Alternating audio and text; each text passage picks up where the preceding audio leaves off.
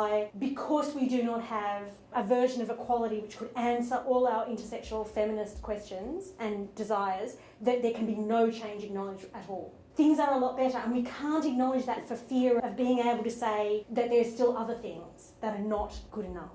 Like somehow there has to be a way of having that conversation without just saying, well, I'm right and you're wrong. There has to be some way of having a conversation that's better than that.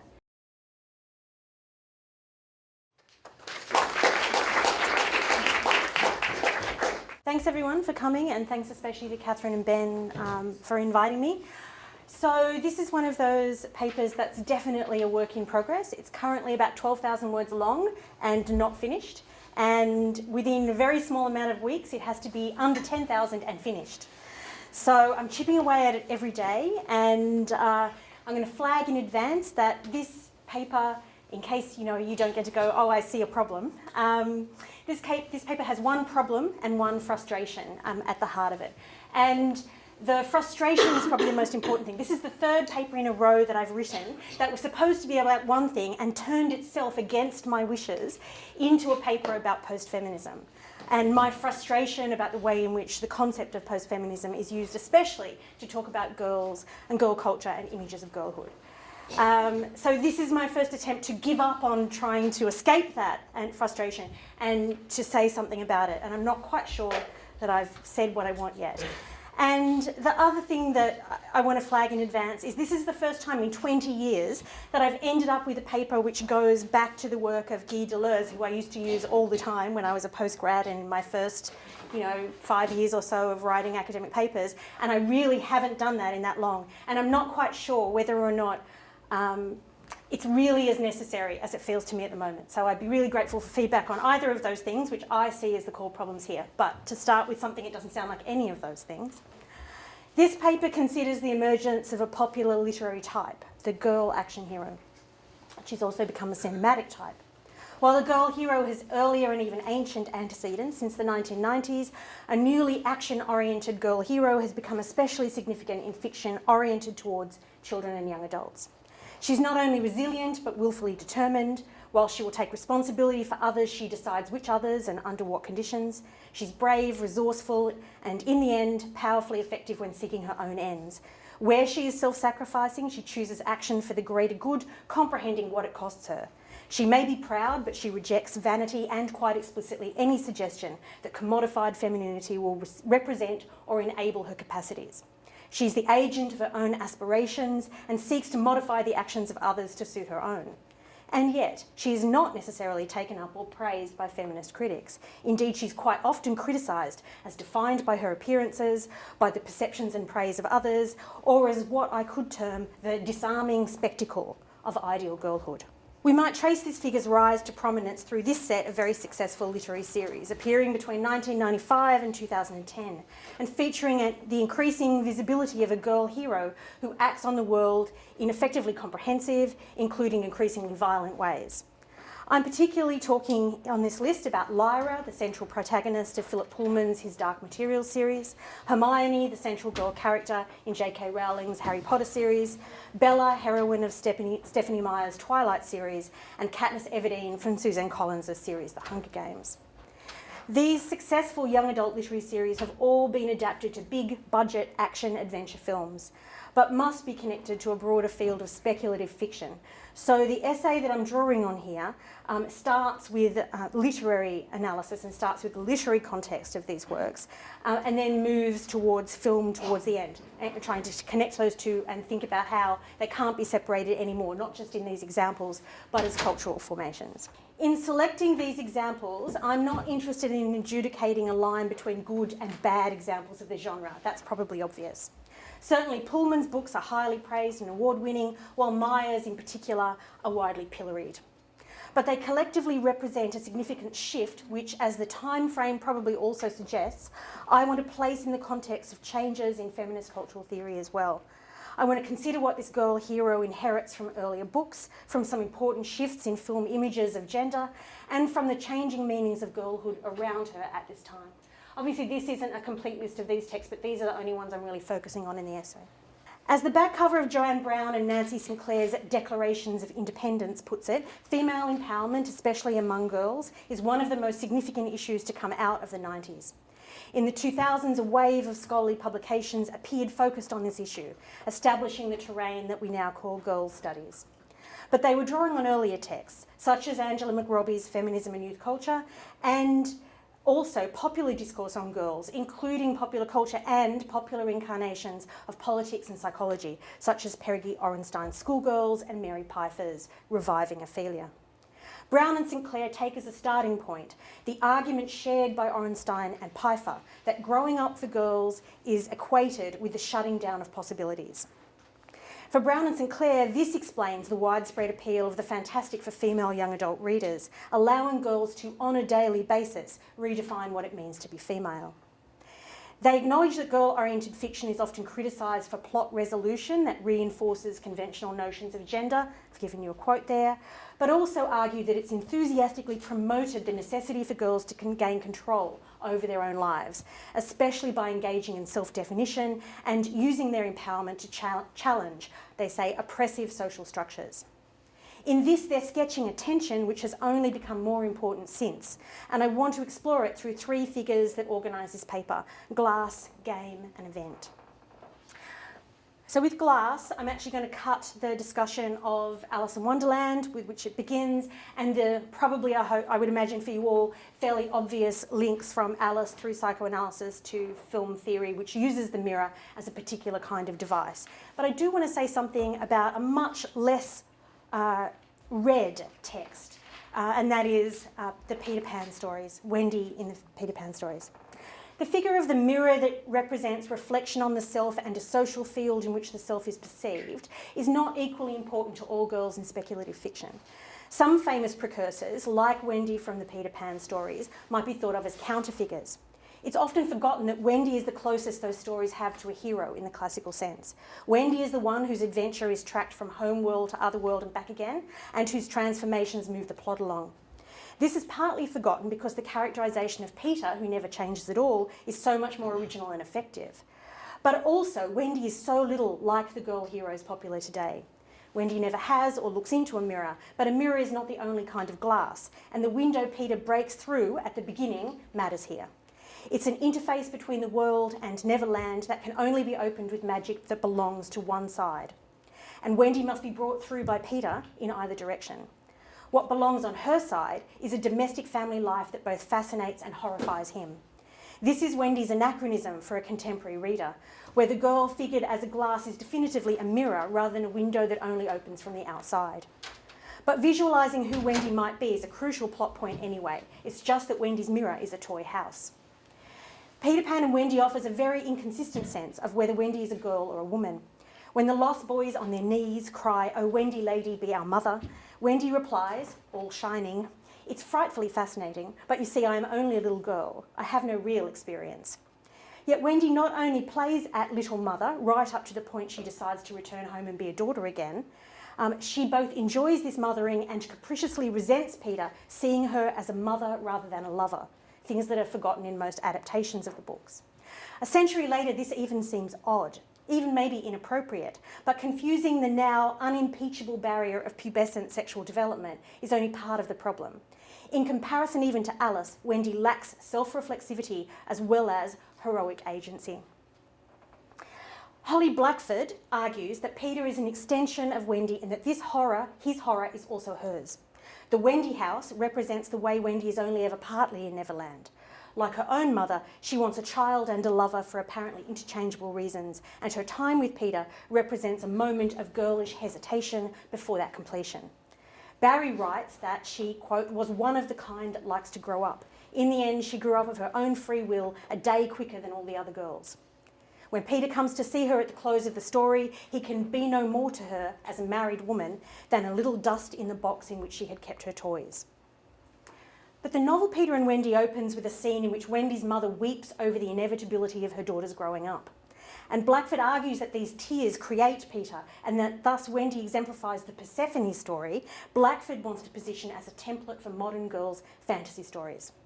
So in that famous Persephone myth, though I'm sure you all know it, Demeter's daughter is abducted by Hades, lord of the underworld, and her mother, goddess of agriculture, first mourns and then bargains for her seasonal return. Blackford sees in girlhood's ambivalent relation to maternal destiny a generational drama in which girls are tempted and or stolen away, only to find themselves torn between two worlds, the mother's and another world. For Blackford, the trap laid for the girl gathering flowers in the Persephone story means she is tempted and punished for her desires, but at the same time, her story is inseparable from her mother's. In a coda that Barry added to the Peter and Wendy story later on, Wendy in fact sends her daughters and her granddaughters off to spring clean in Neverland for Peter in future years, which Blackford takes as a clear allusion to Persephone. This emphasis on ambivalent generational cycles and maternal bonds does seem worth considering in the stories I've selected too, where it seems perhaps to elucidate some contemporary critical concerns. Moving away from the mother is an important thread linking the stories I've chosen. As the girl hero moves into another world, she leaves behind her mother and related attachments to a safe and known world which remains outside her following adventure. However, for my examples, the mother doesn't seem to obviously determine the heroic journey from that point, or even remain integral to the girl's identity. In the article here, I'm going to consider Lyra, Hermione and Bella closely in terms of their relations to mothers and mirrors and the relation between those. Lyra is the only one of those characters Blackford doesn't directly discuss. For today, I'm going to cut most of that and move to its final point. All these books can be read as representing love stories as key to the girl's hero development and her reward. Sexualising the girl's quest in Lyra's case has been read as a sophisticated acknowledgement that girls have sexual lives. But in Hermione's case, it has drawn charges that her journey is made less heroic. The idea that popular girl characters have sexualised rather than heroic stories also provides an apt point for turning to Meyer's characterisation of Bella Cohen. Bella seems to begin her story in line with the Persephone story in comparison to the others. Blackford believes so, describing Bella as, quote, the abandoned child, destined to be repetitively abducted and abandoned, cycling a semiotics of woe. Yet Bella moves from sunny Phoenix to gloomy Forks as an expression of her independent will that breaks the intimate maternal bond for the sake of her mother's love life. She describes it as a self-imposed exile. And these books are narrated in the first person, so we know what Bella thinks she thinks. Yes, Forks is where Bella is captivated by the vampire Edward, beginning her descent into a world of monsters from which she never fully returns. But even against what are apparently Edward's best efforts, this too is Bella's decided choice. Edward, for Blackford, is a temptation separating Bella from her mother. And she's uninterested in Bella's far more detailed drama of leaving her father, which doesn't fit the Persephone story. But Bella's quest isn't about her parents anyway. At most, they are figures of human life in relation to which Bella must judge her desire for a vampire future. Bella chooses to die, prioritising a fatal, romanticised sexual bond, and is thus routinely dismissed as a conservative vision of girls' lives, even though magical marriage and motherhood is definitively unavailable in Bella's form to any other girl. For Blackford, this and the half-human, half-vampire child it accidentally produces is what leaves Bella suspended between human and undead worlds. If Lyra and Hermione reject any definition of themselves in terms of how they look, Bella closely identifies with her own appearance, which she believes is uncommonly plain and awkward. Moreover, like Lyra and Hermione, Bella refuses any affiliation with the performance of commodified femininity, although her capacity to accept such decoration increases once she's dead. Rejecting beauty as a facade, although Edward is supernaturally beautiful, so are the most evil vampires as well, Lyra, Hermione and Bella are instead caught up in clearly political struggles over truth and power. Bella only seems to be an exception because for all her willfulness, it is self-preservation that she pursues. But refusing to see freely willed protective actions as heroic takes up some popular generic associations without questioning their gendered attributes, and I'll come back to that. I could set Blackford's argument aside entirely by saying none of these girls are finally punished for curiosity or pleasure. All actually find new opportunities for pleasure in the process of triumphing over their conditions. But the partial relevance of Blackford's argument is made more important by the fact that her recent examples, as she comes into the present and talks about Bella, for example, overlap with Alison Horbury's discussion of a Persephone complex in the heroines of popular television since 2000. The fact that these two writers so close together select this particular model for a girl's fantastic narrative trial points to some recent significance for this intense relation of opposition and displacement between girl and mother. Horbury detects a Persephone figure in these shows, Alice, Veronica Mars and Grey's Anatomy, for example. I'm less interested in how these writers interpret the myth than in their prioritisation of a generational separation, which is always a repetition, and a kind of anxiety over that repetition. Horbury anchors the Persephone story in an impasse over epistemology and representation, in which the missing mother questions the heroine's identity. If Horbury's impasse seems unevenly applicable to the stories I've chosen, that's partly because her texts are located in a recognisably real world, which its audience must hold accountable in mimetic terms. One of the best known premises of speculative fiction is internal consistency. Anything is possible as long as it rings true in the imagined world. Ursula Le Guin's essay defining good fantasy stresses the importance of this, but a panorama of recognisable responses, relations and desires frame whether or not a story will seem consistent. A shorthand reliant on dominant ideas about girls allows Hermione, for example, to seem much more carefully characterised than any exact assessment of words on a page would prove.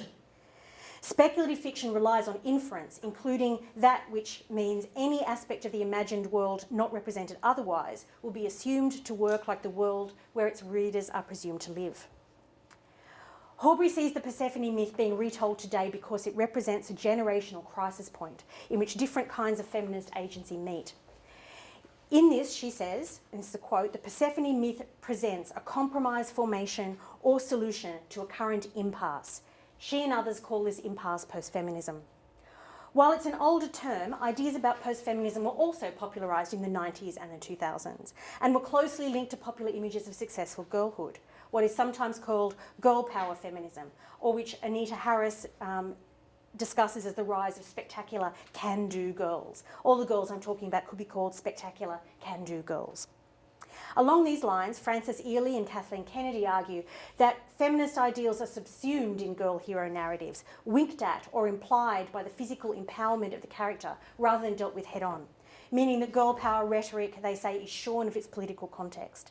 A girl hero in the context of discourse on post-feminism thus arrives as already too familiar and suspected of compromising feminist ideals precisely because she manages to succeed in an environment presumed hostile to her. I'm going to skip Alice and Lyra again. We're moving to game. The Mirror offers a way of talking about how the contemporary girl hero produces herself through a narrative of trial, but not just any trial. To effectively make her a hero, it must access an intertextual field of inference that adds to all her choices the weight of redefining the world. This field is widely known as the heroic quest narrative, famously articulated by writers like Rank, Campbell, Prof and Fry, all of whom draw on classical myth or European folklore to outline the formal narrative patterns that will signify hero. It's perhaps surprising how often discussion of this heroic quest formula continues to appear in work on speculative fiction, especially Campbell. That really surprised me. In part, it helps explain the prevalence of adolescent heroes in speculative fiction, which draws on the association between this formula and adolescent rite of passage narratives. I've given you a classic example of that argument from Fry here. Although it may seem incongruous to sit quest romance alongside post-feminism, I think we could see the turn to Persephone as an explanatory myth for girls as demanding this connection. And if we look at this quote from Campbell on the monomyth, which comprises the meaning of the hero, this version of the monomyth is a consciously masculine story in which girls are prizes and or victims. But Blackford and Horbury's Persephone could easily be understood as a girl's version of a monomyth, this monomyth. That is not a criticism, I don't mean it to be, even though embracing such formalism is decidedly unfashionable. The resilience of the heroic formula has something to say, I think, about the dynamics of continuity and change that seem so pressing for feminist critics today. Each of my girl heroes depends on and disrupts parts of this conventional formula, but I'm going to cut to Hermione this time as a space for some critical debate over heroism. Michelle Fry sees Hermione as a feminist hero in ways that could be closely aligned with the reviving Ophelia argument. She says Hermione does not become inarticulate in response to society's expectations and thus lose her agency, quite the opposite. Glenna Andrade also describes a feminist Hermione progressing from scared girl to woman battling for justice and into a hero who works at subverting the wizarding world's dominant values. But this is by far not uniformly agreed on. In fact, most critics discussing Hermione in relation to feminism are far more cautious, if not outwardly hostile. Opposition to seeing Hermione as a hero often stems from her role as Harry's helper and cautious conscience. And critics like Melissa Bradshaw, Minnie Gladstein and Ruth Ann Mays-Elmer stress scenes in which Hermione downplays her intellect or must be rescued. Blackford, like many others, reads the scene where Hermione is distressed at her unpopularity and has to be rescued from a troll in the first book, or where she fails to transform herself as well as Ron and Harry with a polyjuice potion in the second, both scenes that take place in a girl's bathroom, as emphasising her weakness, specifically in relation to female embodiment. But the Chamber of Secrets is not only a metaphor for the female body, it's also a way of knowing the history of magic differently and of Hogwarts differently, a knowledge set that it's Hermione who masters. And Hermione's command of both practical and magical knowledge fit the heroic formula because she does not begin without vulnerabilities, just as Harry doesn't. The rules of magic as something to be learned rather than born to are key to this story and to defeating evil in this story, and that's what Hermione brings to the story. Gender stereotypes of passivity and incapacity are invoked around all these girls in the unknown as well as known worlds they traverse. They represent external and internal obstacles to overcome. Writing in the 90s, Brian Atterby distinguishes contemporary fantasy from traditional myth by its dependence on pre-existing stories, its drive to be understood by channeling the fantastic imagination through psychological and social codes.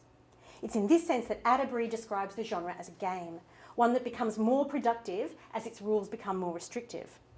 One of the ways speculative fiction matters is in singling out core assumptions readers bring to fiction, not quite those applicable to melodrama, which Ian Ang once described for melodrama as emotional realism, but instead something more like aspirational realism. Fantasy perversely depends on mimesis and works, Atterbury argues, with iconic images in Purser's pragmatic sense, concrete emblems of problematic or valuable psychological and social phenomena. My suggestion is that the girl action hero is iconic in just this sense, meaning for a specific social world, and as Atterbury suggests, such iconic meaning heightens the sense that speculative fiction affords insight into a contemporary social world. Atterbury takes his cue here from Fredric Jameson's essay on magical narratives, which is better known. In this essay, Jameson says that Fry's idea about popular genre is the means of expressing utopian longings. Jameson's own concern is with the way formal analysis of popular genres binds, part of what the quote is here, the twin diachronic perspectives of the history of forms and the evolution of social life. It thus demands, he says, dialectical thinking, the study of an object, here the romance text, romance in Fry's sense, which also involves the study of concepts and categories themselves historical that we necessarily bring to the object. I want to see the prevalence of post-feminist critique in discussion of girl hero texts in this way, as an historically determined conceptual apparatus that brings the girl into view in particular ways and is now inseparable from her. These stories together suggest some now common variations on the heroic quest formula that help a girl protagonist feel credibly heroic. Most are about how she plays the hand dealt to her, and here I'm referring to the philosopher Maury Gaytons, who offers a very different speculation on the rhetoric of choice that so aggravates critics of post-feminism. Applying this metaphor in some ways offers a step towards an accord between the materialist criticism most feminism requires and the analysis of relations between known and other world that speculative fiction requires if you're going to think about it. That is more or less Jameson's version of historical thinking. I'm sure he'd be appalled by the comparison, but too bad. Not only the mirror's dynamics of self-representation and individuation, but also the game's dynamics of tactical knowledge and physical action are required for the contemporary girl hero. But Blackford and Horbury suggest that this is always brought back to the destiny of maternity. Freud, of course, also has a figure of the game as a mode of managing anxiety, and one just as inseparable from the idea of the mother. Horbury argues that the post-feminist impasse is produced when the girl, quote, contrarily never masters the fort-da dynamic as a game of release and return, but remains caught in a pre-symbolic fantasy and fear of the mother's return. So perhaps these girls all work to combat corruption in their worlds, but at odds with the romantic cycle Fry describes, they evoke no lost golden age to be restored. But perhaps, if their closure on imagining future maternity in all cases might stand for such a restoration, if that's all true, why then should this be an impasse in Horbury's terms? I mean, why should that be a bad thing? Why should it be an obstacle? Speculative fiction invents not only a world but also its problems and their redress, and this raises a question intrinsically important to discourse on post-feminism. What, after all, is the purpose or appeal of these speculations? Their appeal to millions might be dismissed, alongside such texts as Sex and the City and so on, as superficial satisfaction, making the dissatisfaction of living in a world that lacks complete gender equality tolerable. The obvious limitations this involves as a position on fiction should draw our attention, I think, to the problem of fantasy in post-feminist discourse. Staying close to the psychoanalytic tools critics like McRobbie have embraced to express concern about the attractions of post-feminist fantasy, we might take up Judith Butler's account of fantasy as a scene rather than an image, one into which the subject must project themselves in multiple contradictory ways. Fantasy, she writes, demands that, quote, identification is distributed among the various elements in the scene. The eye is always in the scene and never singly. If speculative fiction is both a mirror and a game, the ambivalence of the first is complicated by the variability of the second. To call any genre speculation within the psychoanalytic frame, identified by Blackford, Horbury or Butler, is to invoke a specifically gendered order, but to call that speculation a game is to propose something else. Games appear and vary all the time, and sometimes there are waves of transformation in how something is played and thus manifest. Opening a volume of essays on speculative television, Elise Helford argues that up to the 1980s, for example in the figure of Princess Leia from the Star Wars films, science fiction and fantasy films had not moved beyond the plucky but compromised heroine. But, she adds, just a few years later, things had changed. Helford's focus is on how, in the 90s again, television reimagined its gender profile in the context of post-feminism. And proclamations of girl power, Helford says, came, quote, to substitute for the deeper politics of rebellion in earlier feminism. That's really the standard post-feminist argument about girl culture at present. Her argument has a less complex relation to the definition of post-feminism than Horbury's, but her focus on speculative television offers another useful starting point to me. Helford questions the apparent significance of the new proliferation of independent, powerful girls and women on TV, suggesting that their intellectual, technical and or physical skills may pale in comparison to the way they wear their costumes, for example. Suggesting, as Helford does, that this is, to quote her, change without change, seems highly inadequate to me. And defending that position with reference to the stories I've selected requires addressing the way all of them were adapted to big budget films oriented towards action. I want to link the difference of girls' heroism in these stories to what I will call the girling of action film, and to increase intertextual interplay between girl-oriented fiction and cinema. Helford brings me to Carol Clover's famous discussion of new forms of female action heroism in her book, or action agency, in her book Men, Women and Chainsaws, and to Elizabeth Hill's much under-discussed critical reply to Clover. Hills notes that Clover and others have questioned the authentic status of these heroines as heroic and suggested they are simply mimicking the hero, a figurative male. For Hills, this is a failure to go beyond the binaristic logic in which masculinity and femininity are mutually exclusive. She argues that what she calls action heroines cannot easily be contained or productively explained within a theoretical model that denies the possibility of female subjectivity as active or full, or by constructions, and this matters to me, which fail to engage with new characters and changing contexts. Hill's central example is Ripley from the Alien series. Hills rejects readings of Ripley as phallic and therefore figuratively male, or as eroticised and therefore regressive rather than transgressive. And this includes Clover's famous account, that to read Ripley as a positive feminist deployment of female action on screen is a grotesque expression of wishful thinking that misses the point.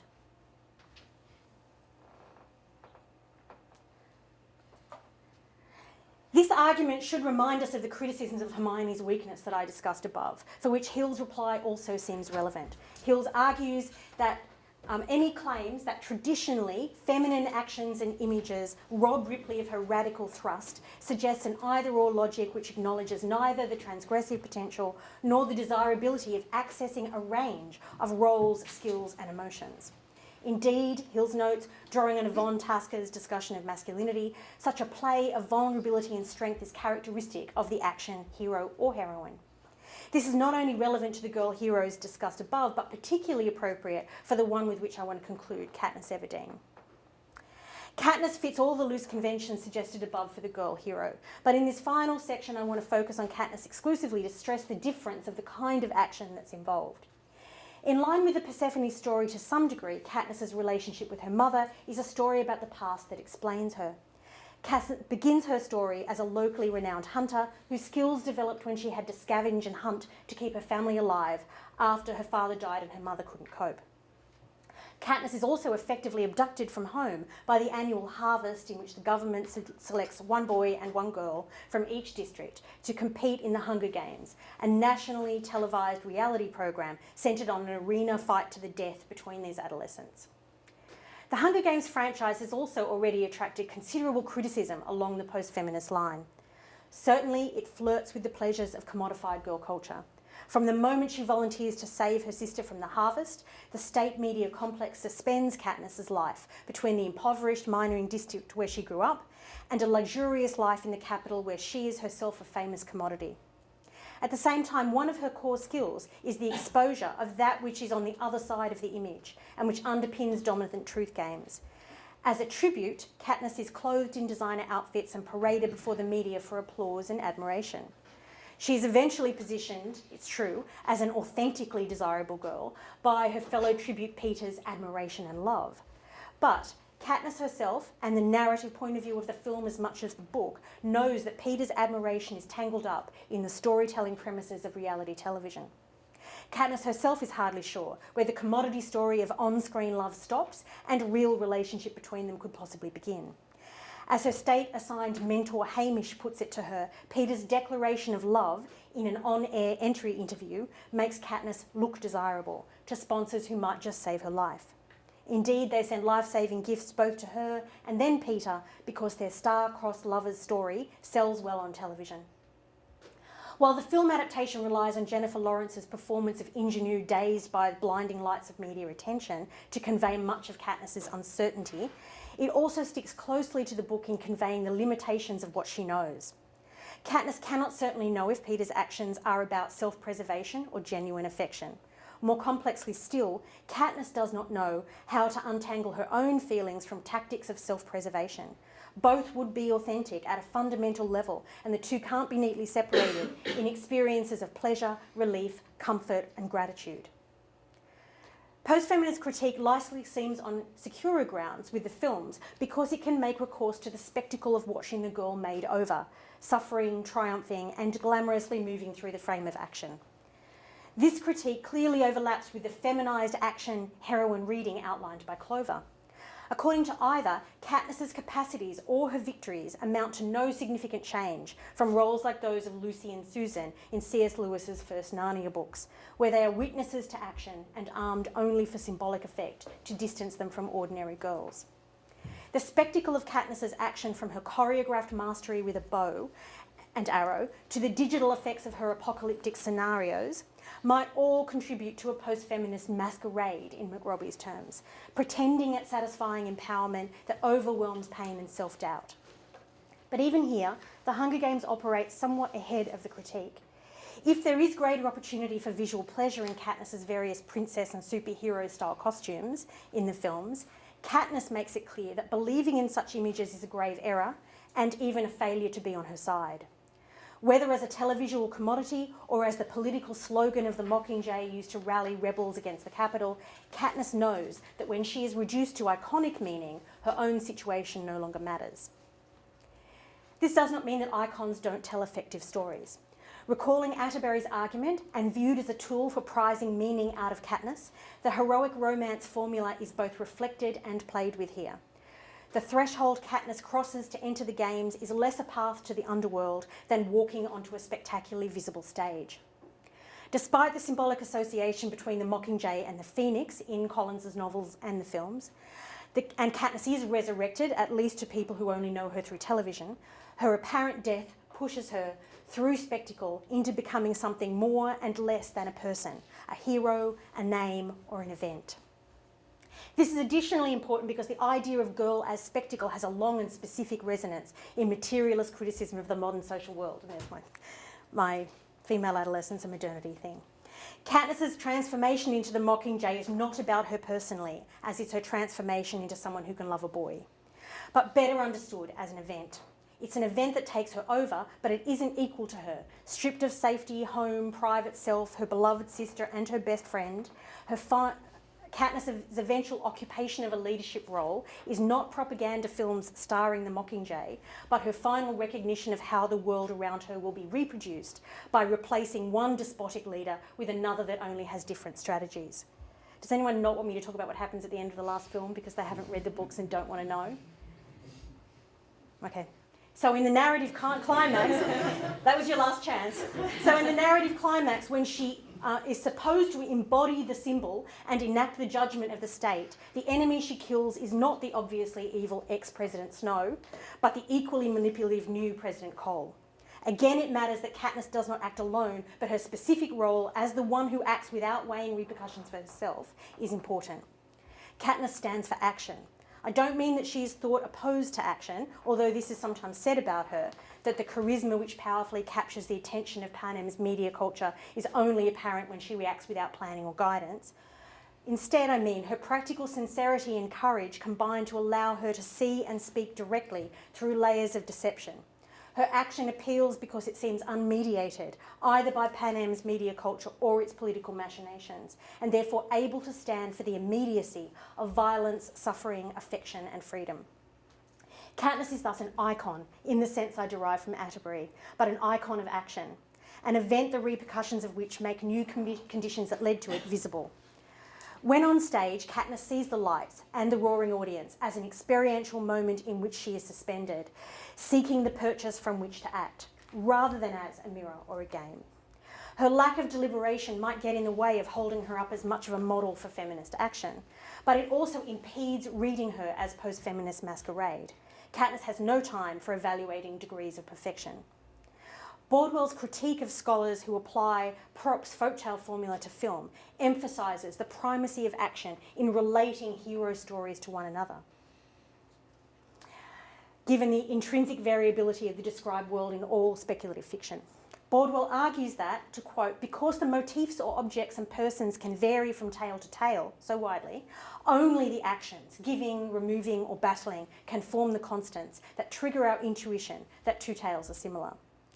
Actions which are crucial to the plot are grouped according to what agent may execute them. The hero, for example, or the helper. But these agents are not characters per se. Instead, the agent is an effect of the structure. If the girl hero is not at all unexpected now, she's prolifically common. She yet still offers the effect of differing from the expected story, that narrative structure. It's because she continues to be an unclear fit for Prop or Campbell's or Fry's accounts, complicating because she certainly hasn't entirely jettisoned all the elements of the princess role, such as being a prize won by the most virtuous boy. For Hills, reading the female action hero as token because she takes on traditionally masculine roles, or because she incorporates some remnants of those forms of femininity, is an example of what Guy Deleuze would call a philosophy of capture, in which the innovation of a new concept is contained and interpreted in an endless being made what one is a priori. She extends this via Deleuze's question about what a body can do to suggest that new forms of activity are involved in new assemblages of, for example, women and weapons, and that new assemblages activities produce new bodies. These arguments are useful for thinking about the emergence of girl action heroes, but a caveat is needed. When Hills claims that assemblages are not restrained by expectations about appropriate behaviours or connections, this may be true to Deleuze and Guattari's rejection of discourse on which subjectivity is grounded on lack, including famous models of gender representation, but it is not true to these girl action heroes. These girls do not occupy a non-hierarchical state of pure difference. Indeed, they draw on these oppositions, even while they are not fully explained by them. Girlhood is a gendered limit. That's its significance within the hero story. And the difference of girl heroes must represent the standard that it varies. Ronnie Natov, noting Campbell's sense that the hero's trial is modelled on rite of passage narratives, also quotes Fry to the effect that the child, whose ego is still not entirely bound to time and space, still has some capacity for living in the present. What difference gender might make to this remains completely unaddressed, but the suggestion that the adolescent rite of passage is lived as a present tense might give us an alternative to the cycle of the Persephone story. It might give us some room for change. I want to suggest that Deleuze's conception of the event offers some possibilities here without requiring a state of pure difference. The event is of the present while having repercussions for the future and the past. We could say it is a moment of historical reorientation. Deleuze, of course, wouldn't use words like that. He would use these kinds of words. In Deleuze's own words, in the event, one element is stretched over the following one, such that it is a whole and the following elements are its parts. But it becomes visible as a definite thing as that extension is perceived and manifest at once.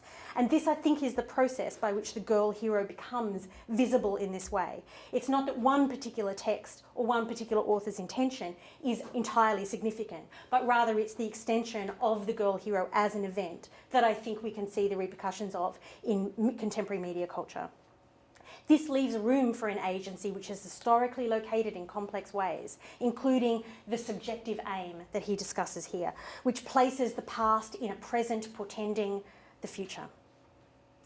This conceptual framework, Deleuze that is now as often mocked as it is adopted, but it prompts us to notice, I think, that the girl hero isn't ever what she should become. This is when she doesn't begin how she should be. This is a way of thinking about the strange ending of all these books, and that's where I'm going to finish. Endings that, it's true, a film can somewhat cover with innovative title sequences and closing scores. Lyra has a projected future, but we can't occupy it, we can't see it. Bella's future is dominated by visions of her grown-up daughter that press on rather than alleviate the oddity of being an unchanging girl mother. And Hermione and Katniss's stories seem completed in the girl life, which disjointed coders displace with a mother's life. Accepting that the mother closes all these stories, as the Persephone reading rightly emphasises, I think the strangeness of their coda form still allows for two readings which are not necessarily mutually exclusive. One is as recuperation, where the story is brought back to a known world where the girl must become the mother, restoring a kind of order simultaneously heteropatriarchal and alleviating anxieties for feminist readers searching for reassurance that girls will grow up the way they think they should. The second way is as an eye on an unknown future where the repercussions of an event are felt in a world that can't properly be imagined yet. Deleuze might help us here. Her discussion of narrative form defined as a passage, a transformation predicated on the figure of a hero, a mythical subject, applied to writers like Freud, Prof, Barth and Lotman might remind us of Fry and Campbell's important debt to psychoanalysis. But her focus is on how gender is articulated with presumptions about the structure and process of narrative. First, pulling gender out of a neat formulation in which the female or feminine functions as object, prize or obstacle of heroic quests. In particular, Deleuze notices the importance of an opposition between mobile characters who can change their place in the imagined world and immobile characters or personified obstacles standing in for or on a boundary which the hero alone can cross. This is integral to what's at stake in formal narratives as well as feminist terms in the new girl heroes. All the stories I've pointed to here feature women who act heroically as well, but the mutable figure of the girl allows for unanswered questions of what next and how to be at the centre. Drawing on Lotman, Loretta sees in the cyclical structure of hero narratives an endlessly repeatable function of entry and emergence relative to this feminine plot space. And she suggests that if the hero must be male, it is precisely because the obstacle, personified plot space, is basically the womb. This should echo with Clover's point about fundamental masculinity of the actor who fights off horror, and it suggests what shifts and what continues in reading these stories through Persephone. And finally, it should also bring us back to the post-feminist critique to Harris's objection to can-do girls and McRobbie's objection to phallic girlhood. Like Clover, they interpret images of the girl agent as an affirmation that girls can because women can't, heightening a distinction between girl and woman which they, like the critics focused on Persephone, read as generational. Loretta's might also, I hope, inspire us to be cautious.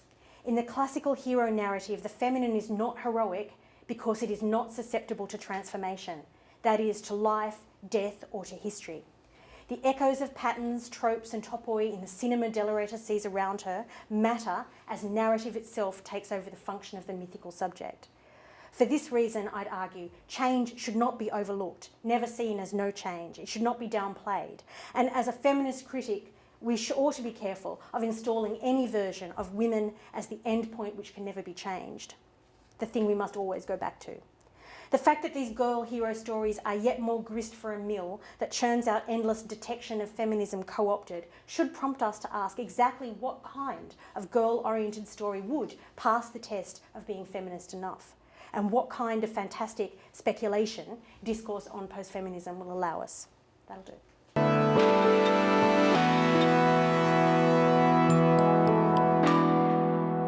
I haven't put Hirsch in here, and actually I had forgotten about her, if I was perfectly honest, but I don't think it would change what I would say. I've written about Hirsch before in my book on girls, and I'd written about that mother-daughter dynamic there because there's a whole set of books that come out around that same time, of which Hirsch is one, that do make a very similar argument about the demonisation of the mother in popular culture and in cultural theory as well. And I think she has some really good points to make. But one of the things that I would want to say is that I do think there's a problem, and that's kind of where I was trying to close there, with the idea that it must be the mother, and that if girls can, women can't. And I do think that there is that argument in Hirsch's book, as if those things must be mutually exclusive. And actually, in these books, although and in the films that are based on them, as I only passingly said, there are women who are the heroes and who do also battle. But the central protagonist, the one who tells the story, is the girl. But there isn't any of these stories in which a mother isn't also there as fighting alongside the girl. So I don't think these books see that opposition, but I think many feminist critics of these books do see that opposition and do see the elevation of the girl as a hero as being at the expense of the mother. And I do think there's a generational dynamic there that really matters for feminism in an important way, because it's an old story. It's at least back to the beginning of the 20th century, if not the end of the 19th century story of feminists saying girls today just don't get it. They don't get us, they don't get what we want, they're not interested in the things that we achieved. And the fact that that's reiterated for more than a century, generation after generation, I think should ask us to really be quite self-reflexive about what is up with that dynamic. What is it that we want from that anxious tension with the idea of the girl and the daughter? And not just because we are the ones capable of writing the books about it, assume that that makes us right.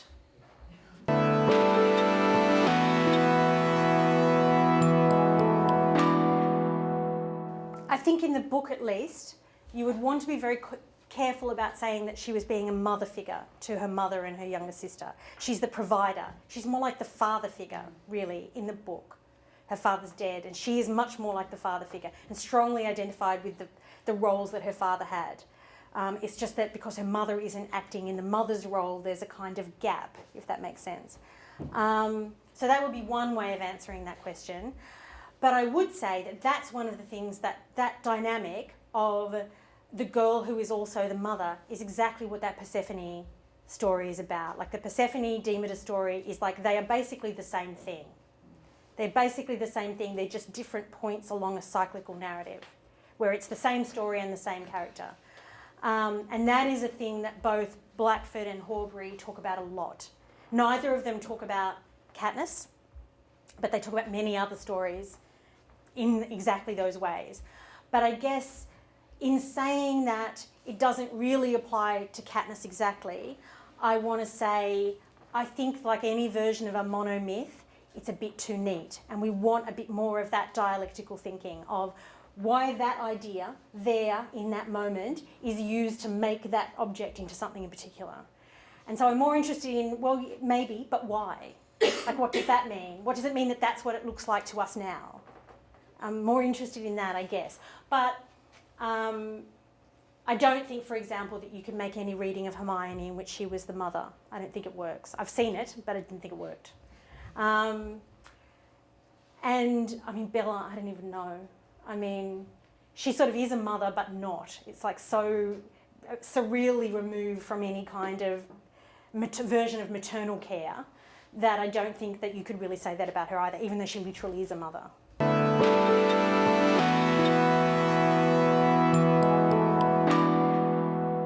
There are two different things that I'd want to say. The first thing that I'd want to say is that these various texts, the books and the films, are in no way homogenous when it comes to race. Right. They have very different relationships to race. You know, what you can make of, say, the Egyptians and the other species beings in Pullman's text is not anything that you could make, not anything you could make easily comparable to the gestures to you know, racial diversity in the Harry Potter books. Like, they're just not similar, right? So I don't think that they have the same story to tell. So that's the first thing that I'd say. The second thing that I would say, or maybe I've got three things to say. The second thing that I'd say is that, however, the hero quest, that hero formula, is very racialised, strongly racialised. And that idea of whiteness as lightness and daytime and springtime, and the enemies as darkness and age and, you know, underground. And it's very, as long as you have a pan-European sense of whiteness, you know, and you're not going to go, well, you know, not English whiteness, but not, you know, Eastern Europe. I'll give a very European sense of whiteness, which will encompass, let's face it, something that's not very homogenous really. As long as you have that pan-European sense of whiteness, then the whole hero formula definitely comes out of a space in which racial otherness is one of the great tropes for what the hero battles. And Tolkien's an obvious example of that. And the more spectacularly racist would be Lewis's Narnia books, which are blatant. You know, like you couldn't even, I don't even know how you would read those books and not go, I think they're Arabs. I mean, you know, you couldn't. You have to read that. So the hero thing, I think it is. But then I think there's a third thing that I'd say, and that is that, and I don't want to get distracted on another sort of argument, but the arguments about feminist generations, which have sort of coalesced in the, you know, what post-feminism has turned into as a critical tool in the last 10 years or so, often sets up an opposition whereby intersectionality is an answer to something that explains why there is no change. So why is there no change? Intersectionality, right? Because these girls who are successful are white girls. And, you know, that's not always true. In fact, it's, you know, it's only a bit true. Depends which text you're talking about. But also it's not the same conversation. And it is another way of sidelining the changes and saying they don't matter. They're not important. And that is the thing that I just can't get my head around. You know, it's not that I can't understand the either or logic whereby because we do not have, you know, a version of equality which could answer all our intersexual feminist questions and desires, that there can be no change in knowledge at all. We can't say things are a lot better for girls than they were 10 years ago, 20 years ago, 30 years ago, 40 years ago, I'm now going up to 50 years ago, right? Things are a lot better, and we can't acknowledge that for fear of being able to say that there's still other things that are not good enough. It's the either or logic, that binarism that I just can't understand. And I'm trying to find a way of grappling with that while still being able to engage with the work of people I really admire who do want to make that argument. Like somehow there has to be a way of having that conversation without just saying, well, I'm right and you're wrong. There has to be some way of having a conversation that's better than that. But what I don't want is that either or thing. And for me, it seems like the intersectionality thing often becomes another way of saying, no change matters that's actually happened. And I think that just politically, I think it's important in terms of intellectual credibility to be able to acknowledge that things have changed.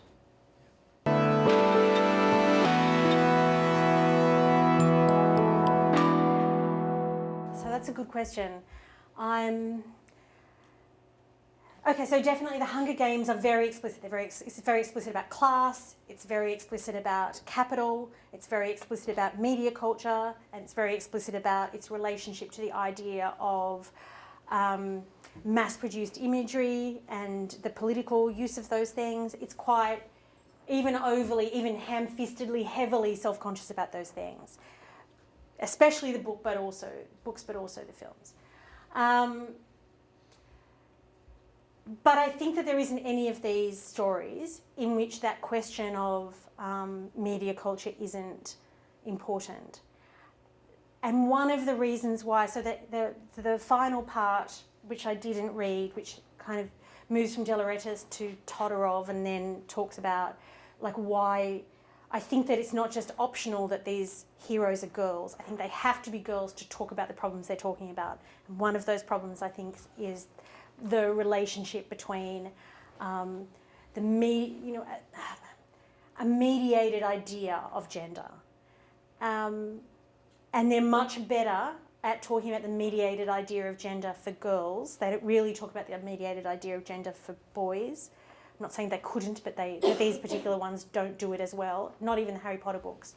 So, for example, it's much clearer how Hermione relates to a sense of mediated images of femininity and expectations of femininity around her than it is how Harry relates to those things. And that's partly because we're so accustomed to situating girls in relation to commodity culture and to viewing them through a lens which includes their relation to commodity culture. So, for example, you get that scene which a lot of the critics discuss in the Harry Potter books where Hermione goes to the Yule Ball with Victor Crumb, the sports hero. And the critics very often describe that as the prom queen moment.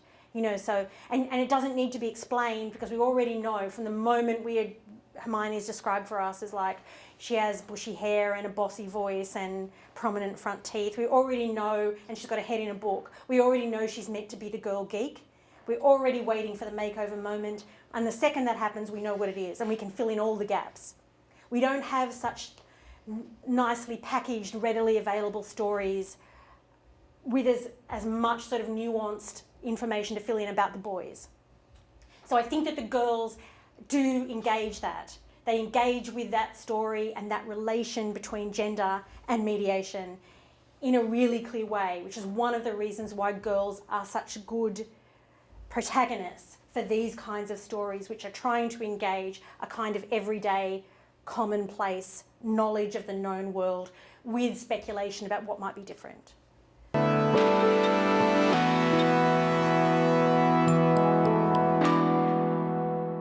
I think it's a bit, you have to remember how old Emma Watson was when the first Harry Potter movie was made. I think it's a little spurious to say she was so conventionally attractive. She just looked like a girl, right? She wasn't glamorous in any way. So I think it's a bit of a stretch but certainly Jennifer Lawrence, you would have to say that she was definitely cast as having exactly that sort of, charismatic screen presence that Katniss is supposed to have. But that's part of Katniss's story, right? Part of Katniss's story is that charismatic screen presence it's literally a charismatic screen presence. That's part of what her story is about, right? So I don't think that it's a compromise in that sense. So I could say, yes, of course, you make these films and they're cast with actors that are going to look like the right actors to be in that role. But it's a bit simplistic to think that removes any sense of what they might be doing that's different.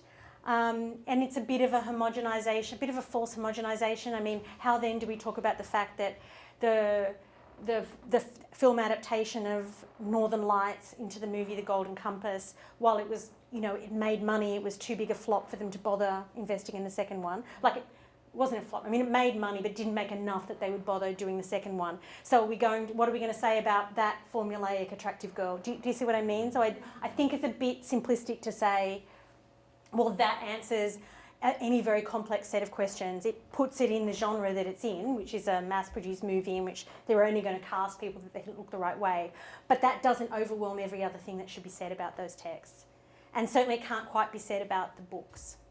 in which there's a lot of emphasis on these are not pretty girls.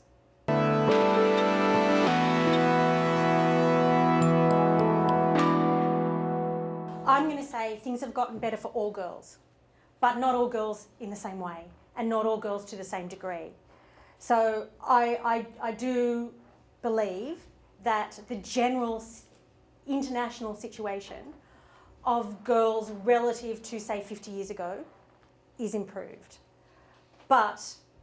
And their opportunities and possibilities are improved, but in no way in equal proportions. So the slight improvements for some girls, like access to schools and healthcare, that is, you know, more focused on them in some countries and in some spaces, is a fragment, you know, like a tiny fragment of the improvements for girls in, say, you know, metropolitan Australia, especially white middle class girls in metropolitan. It's a fragment, but it's still an improvement and it matters.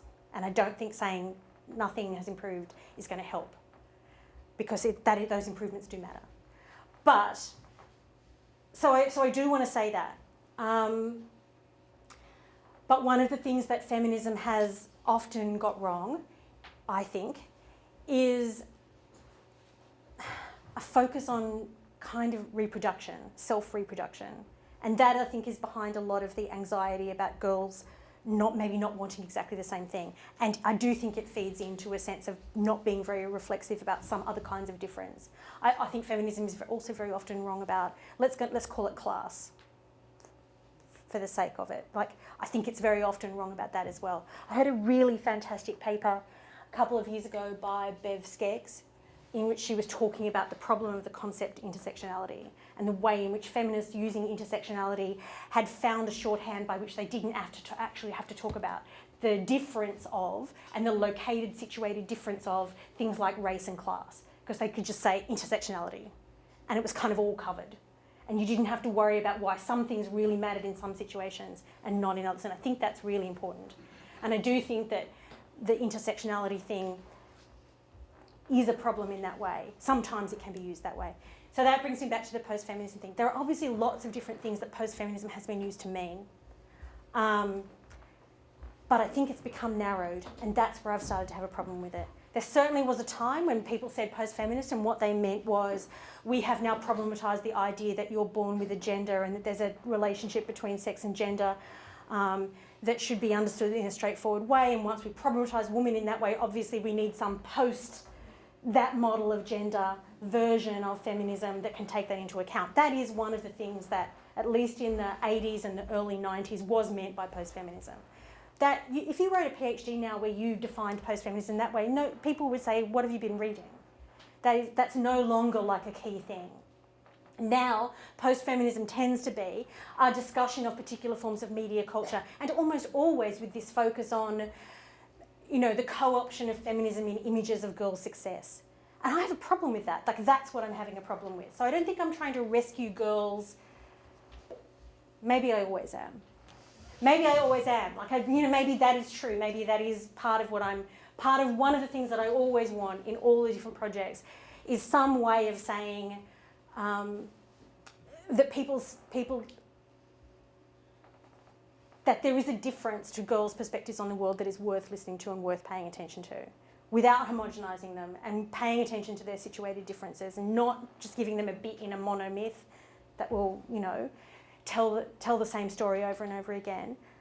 So there is some of that, but mostly I'm frustrated with the way in which post-feminism has been reduced to this kind of like article critique producing machine, where I detect post-feminism in this text, I detect post-feminism in this, everything is just like a detection machine where I see it here, you know, point and growl.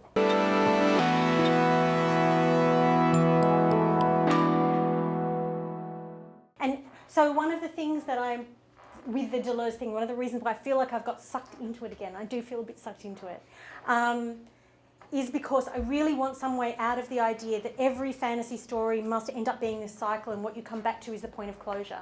And these books close in weird ways. Every single one of these series closes with this absolutely weird, like, false closure that's outside its initial story because somehow it's got to be there. And I sort of want to say, actually, we could jettison those things if we didn't feel like you had to go back around the circle. If in fact it didn't all have to be in a particular order and it didn't have to be closed in that way. If it didn't have to be the plot space which gets completely known by the hero. If you could just have I don't know what happens next. That. And for all, while I can see many of the criticisms that people want to make of the romanticism of what Deleuze does, I think that that's a valid criticism of his work most of the time. I still think there's something really usefully provocative about refusing to just go to the next step because it's been done before. I think there's something really useful about that. And I think that he has something really useful to say about the weird temporality of these stories, where it looks like it's got to close, but the minute that it has to, it can only do it by this most farcical thing. Like the end bit to the Harry Potter series, which many of you must have read, the last closure, which is just weird. Like we go from this sort of triumphant sort of battle thing, but there's dead people and injured people, and then all of a sudden we're like, X amount of years in the future, and everyone's married off and has babies, even the evil people. Happy families for all. It's just weird. It's patently weird, and it doesn't feel right to read it. It's just bizarre. And all of these books have these really strange endings. And the ending of the Hunger Games books, which is like, so sorry if you don't know, the ending of the Hunger Games books is this like in the future, and it's meant to be this kind of happy families closure. But she's like, so I have these children, but they can't know anything about me because what can you say to children about having killed people when you were a child and killed other children, and what could I ever explain to them? So I just look at them and think, I don't even know who you are and you could never know me. Like, there's nothing very fuzzy about that. Yeah. It's kind of like being a nothingness, but for, 14-year-old girls. Yeah.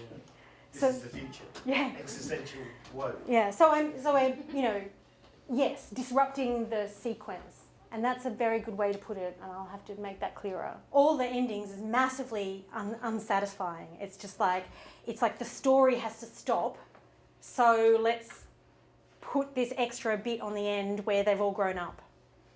And that's the ending we're going to have. Because there's no way of getting from there to there. And that disjunction has to be resolved in some way. And I do think it's really interesting. And you're right that it's true about those, sci-fi movies in the 80s and 90s as well. And I hadn't really thought of that, but it's definitely true. I'll have to think about whether or not I think that that's a especially gendered thing, though, whether or not, the speculative thing doesn't often have, a kind of strange temporality, like a backwardness to it in a way. That's worth thinking about, and I have to think about it more, but it's definitely an interesting line.